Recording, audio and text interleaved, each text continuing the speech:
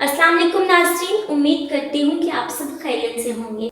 नाज़रीन, हमारे चैनल पर हमने एक सिलसिले का आगाज़ शुरू किया है क़ससुल अंबिया का, जिसमें हम आपके साथ क़ससुल अंबिया शेयर करेंगे। जिसमें हमने पहले पिछली वीडियोस में आपको बताया हज़रत मोहम्मद सल्लल्लाहु अलैहि वसल्लम के नूर करीम की पैदाइश का पूरा वाक़या बताया। उसके बाद हमने आपको कुरान मजीद में मुख्तलिफ़ मकामात पर जहाँ हज़रत आदम अलैहिस्सलाम की पैदाइश का जिक्र किया गया, उसके बारे में इंफॉर्मेशन आपके साथ शेयर की। और जैसा कि हमने पिछली वीडियो में आपको कहा था कि अगली वीडियो में हम आपको बताएंगे कि इब्लीस ने सजदे से इनकार क्यों किया था और उसके पीछे मुकम्मल किस्सा क्या है। आज की इस वीडियो में हम उसी बारे में आपसे बात करने वाले हैं कि जब अल्लाह ताला ने तमाम फरिश्तों को हज़रत आदम अलैहिस्सलाम को सजदा करने के लिए हुक्म दिया था, तो उस वक्त इब्लीस ने सजदा नहीं किया था।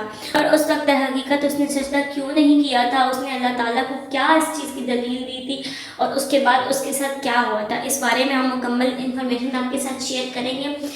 नाज़रीन, कुरान मजीद की कुछ आयात के ज़रिए से इस सारे वाक़े को मैं आप तक पहुँचाने की कोशिश करूँगी। अल्लाह ताला से दुआ है कि वो गलती कोताही को माफ़ फरमाए। नाज़रीन, इब्लीस का सजदे से इनकार।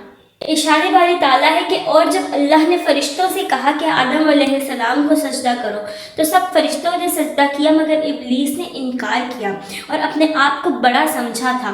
वो काफिरों में से, और हमने हज़रत आदम से कह दिया कि तुम और तुम्हारी बीवी बहिश्त में ठहरो और जहाँ से चाहो बहिश्त के रिज़्क से खाओ और उस दरख्त के करीब मत जाना। अगर तुम उसके करीब गए यानी उसको खा लिया तो हो जाओगे जालिमों में से।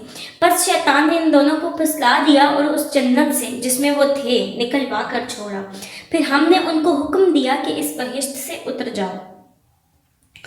तुम एक दूसरे के दुश्मन हो और तुमको ज़मीन में एक मुकर्ररा वक्त तक रहना है और फ़ायदा उठाना है। बस आदम अलैहिस्सलाम ने अपने रब से चंद दुआया कलमात सीख लिए। अल्लाह ने उनकी गलती को माफ़ फरमा दिया और अल्लाह ताला माफ़ करने वाला, रहम करने वाला है।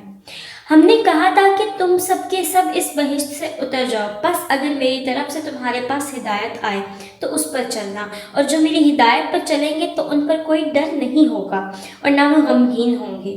और जो लोग मेरी नाफरमानी करेंगे और मेरी आयत को झुटलाएंगे वो दोज़ख में हमेशा रहेंगे। अल्लाह अज़्ज़ व जल ने फरमाया सूरह अल इमरान की आयत नंबर 59 में कि बेशक हज़रत ईसा अलैहिस्सलाम की मिसाल आदम अलैहिस्सलाम की तरह है। अल्लाह ने उसको मिट्टी से पैदा किया, फिर उसको कहा कि आदम हो जा, बस वो आदम बन गया। नाज़रीन, इब्लीस के सजदे से इनकार से मुतल्लिक एक और इरशादी बारी ताला सूरतुल आराफ का तर्जुमा मैं आपके साथ बयान करूँगी, आपके सामने बयान करूँगी कि और तहक़ीक़ हमने तुम्हें पैदा किया, फिर तुम्हारी शक्लें बनाई, फिर हमने फरिश्तों से कहा कि आदम को सजदा करो, तो उन्होंने सजदा किया, मगर इब्लीस सजदा करने वालों में से ना था। अल्लाह ताला ने फरमाया, ए इब्लीस, तुझे किस चीज़ ने सजदा करने से रोक रखा है जबकि मैंने तुझे उसका हुक्म दिया है। इब्लीस ने कहा कि मैं इस आदम से बेहतर हूँ, तूने मुझको आग से पैदा किया है और उसको मिट्टी से पैदा किया है। अल्लाह ताला ने फरमाया कि तू उससे उतर जा, तुझे यहाँ इनकार करने और बड़ाई करने का कोई हक ना था, बस निकल जा, बेशक तू जलीलों में से है। इब्लीस ने कहा कि मुझे मरने के बाद उठाए जाने के दिन तक मोहलत दे दे।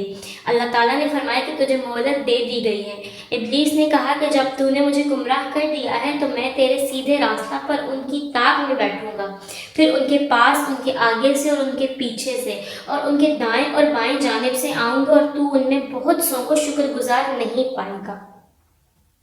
अल्लाह ताला ने फरमाया कि तू जलील और मरदूद होकर यहाँ से निकल जा, उनमें से जो तेरी राह पर चलेंगे तो मैं तुझसे और उनसे, तुम तमाम से जहन्नम को भर दूंगा। और ए आदम, तू और तेरी बीवी जन्नत में रहो और जहाँ से चाहो खाओ, मगर उस दरख्त के करीब न जाना वरना जालिमों से हो जाओगे। बस शैतान ने उन दोनों को वसवसा डाला, बहकाया। उसका मकसद ये था कि उनके लिए उनकी छुपी हुई शर्मगाहों को जाहिर कर दे, और उसने कहा कि तुम्हारे रब ने इस दरख्त से इसलिए मना किया है ताकि तुम फरिश्ते ना बन जाओ या इसमें हमेशा रहने वाले ना बन जाओ। और कस्में खाने लगा उनके सामने कि मैं यकीनन तुम्हारा खैर ख्वाह हूँ। आखिर उसने धोखा देकर उनको फुसला लिया, तो जो ही उन्होंने वो दरख्त चखा तो उनकी शर्मगाहें उनके लिए जाहिर हो गईं और वो मारे शर्म के जन्नत के दरख्तों के पत्तों को अपने ऊपर चिपकाने लगे। और उनके रब ने उनको आवाज़ दी, क्या मैंने तुमको इस दरख्त से रोका नहीं था और कहा नहीं था कि यकीनन शैतान तुम्हारा खुला दुश्मन है? اب وہ دونوں لگے التجائیں کرنے کہ اے ہمارے رب، ہم نے اپنے اوپر ظلم کیا ہے، اگر تو ہمیں معاف نہیں کرے گا اور رحم نہیں کرے گا تو ہم خسارہ پانے والوں میں سے ہوں گے۔ اللہ تعالیٰ نے فرمایا تم اتر جاؤ، تم ایک دوسرے کے دشمن ہو اور تمہیں زمین میں رہنا ہے اور ایک وقت تک نفع اٹھانا ہے۔ ناظرین، سورۃ الحجرات میں آیت نمبر 24 سے 26 تک کا ترجمہ آپ کے ساتھ بیان کرنا چاہوں گی۔ اس میں بھی ابلیس کے سجدے سے انکار سے متعلق آپ کو دلیلیں ملیں گی۔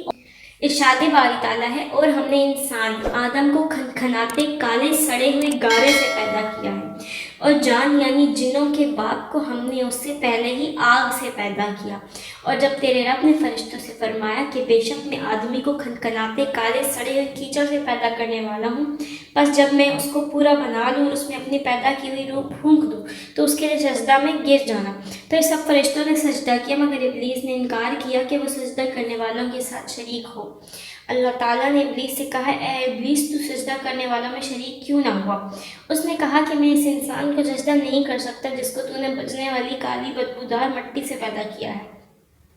اللہ تعالیٰ نے فرمایا، تو نکل جا، تو راندہ ہوا ہے اور بے شک قیامت کے دن تک تجھ پر لعنت ہے۔ اس نے کہا کہ اے میرے رب، مجھے اس دن تک مہلت دے دے جب لوگ دوبارہ اٹھائے جائیں گے۔ اللہ تعالیٰ نے فرمایا، تو معلوم دن تک مہلت دیے ہوا میں سے ہے۔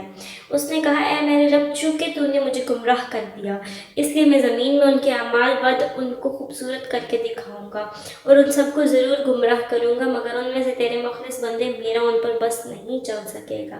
اللہ تعالیٰ نے فرمایا، یہی مجھ پر سیدھا راستہ ہے، بے شک میرے بندوں پر تیرے لیے کوئی غلبہ نہیں ہوگا، مگر وہ گمراہ لوگ جو تیری پیروی کریں گے ان پر تیرے بہکاوے کا اثر ہوگا، اور بے شک ان سب کے لیے جہنم کا وعدہ ہے، اس کے 7 دروازے ہیں، ہر دروازے کے لیے ان کا ایک حصہ تقسیم کیا ہوا ہے۔ ناظرین، یہ کچھ ارشاد الہی باری تعالیٰ تھے جن کے ذریعے سے ہم نے آپ کو بتانے کی کوشش کی ہے کہ ابلیس نے سجدے سے انکار کیوں کیا تھا اور اس کے بعد اس کے ساتھ کیا ہوا تھا۔ اور ناظرین، امید ہے کہ آپ کو اس واقعے کو سمجھنے میں آسانی ہوئی ہوگی اور ہماری اس چھوٹی سی کوشش کے ذریعے سے آپ لوگوں میں بہت سی انفارمیشن آپ لوگوں تک پہنچ گئی ہوگی۔ امید ہے کہ آپ کو ویڈیو اچھی لگی ہو۔ اگر ویڈیو اچھی لگی ہے تو ویڈیو کو لائک کریں، شیئر کریں، اپنی رائے کا اظہار کمنٹس کے ذریعے ضرور کیجیے گا۔